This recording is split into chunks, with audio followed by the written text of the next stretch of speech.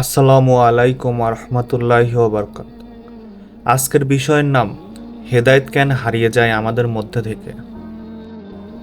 আল্লাহ তাআলা কেবল তার বাছাইকৃত বান্দাদেরই হেদায়েত দান করেন। হেদায়েত আল্লাহ তাআলার অনুগ্রহ।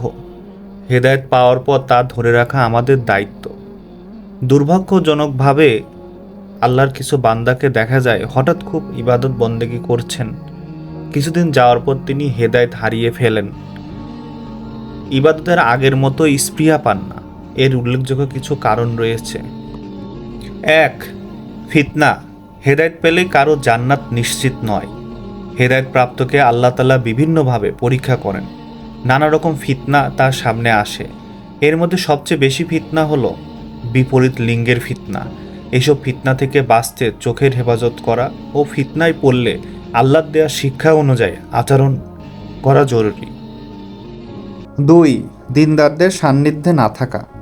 অনেকে হেদায়েত পাওয়ার পর ব্যক্তিগত জীবনে কেবল নামাজকে ধরে রাখেন, ইসলামে ফরজ জ্ঞান অর্জনের চেষ্টা করেন না, দিনী মাজলিসগুলোতে যান না, আলেমদের সাথে থাকেন না। সরাসরি আলেমদের থেকে জ্ঞান অর্জন করতে না পারলে অনলাইনে বিষয়ভিত্তিক আলোচনা শোনা যেতে পারে। 3. সঠিক পদ্ধতিতে জ্ঞান অর্জন না করা। সদ্য হেদায়েতপ্রাপ্ত অনেকেই দেখা যায় ইসলামের মৌলিক বিষয়গুলো বাদ দিয়ে অনেক গভীর বা ইখতিলাফি বিষয় নিয়ে পড়ে আছেন, যেগুলো সম্পর্ক তার প্রাথমিক জ্ঞান নেই। কেউ হয়তো নাস্তিকদের সাথে তর্ক জানাচ্ছেন, কেউ বা শিয়া রাফিজিয়াদের নিয়ে পড়াশোনা করে বিভ্রান্ত হচ্ছেন। অথচ প্রত্যেকের জন্য জরুরি হলো দিনের মৌলিক বিষয় যেমন ঈমান, আকীদা, সালাত, পবিত্র কুরআন জ্ঞান অর্জন করা। 4. অহংকার করা। অনেকে হিদায়াত পেয়ে অহংকারী হয়ে ওঠেন, অন্য মুসলিম ভাই বোনদেরকে তুচ্ছ তাচ্ছিল্য করেন, পোশাক, চলাফেরা, গুনাহ কিংবা ইবাদতের দৈন্যতা নিয়ে তাদের সমালোচনা করেন, খাটো চোখে দেখেন, জাহান্নামী বলে কটাক্ষ করেন। কে হাফ প্যান্ট পরে মসজিদে এলো, কে কানে দুল পরে মসজিদে এলো, কার হিজাব পরিপূর্ণ না ইত্যাদি দোষ ত্রুটি ধরা শুরু করেন। এতেও হেদায়েত হারিয়ে যায়। 5. দোয়া না করা। অনেকেই ভাবেন হেদায়েত চিরস্থায়ী, কিন্তু আল্লাহ তাআলা পবিত্র কোরআনে দোয়া শিখেছেন, হে আমাদের প্রতিপালক, হেদায়েত দেওয়ার পর আমাদের অন্তরকে পুনরায় বাঁকা করে দেবেন না এবং আমাদের আপনার পক্ষ থেকে রহমত দান করুন, নিশ্চয়ই আপনি মহাদাতা। নবী সাল্লাল্লাহু আলাইহি ওয়াসাল্লাম হেদায়েত ধরে রাখার জন্য অনেক দোয়া করতেন, যেমন হে অন্তর সময়ের পরিবর্তনকারী, আমার অন্তরকে আপনার দিনের উপর অবিচল রাখুন।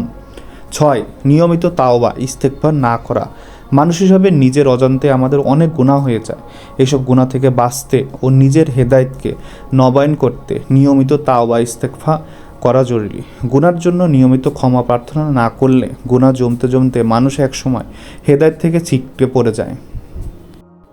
ভাই ও বোনেরা, হেদায়েত পাওয়া যেমন আল্লাহর অনুগ্রহ, তেমনি তা ধরে রাখাও আমাদের দায়িত্ব। আসুন আমরা সবাই দোয়া করি, আল্লাহ যেন আমাদের অন্তরকে সোজা রাখেন, আমাদের হেদায়েত দেন এবং মৃত্যু পর্যন্ত তা ধরে রাখার তৌফিক দান করুন। আমিন।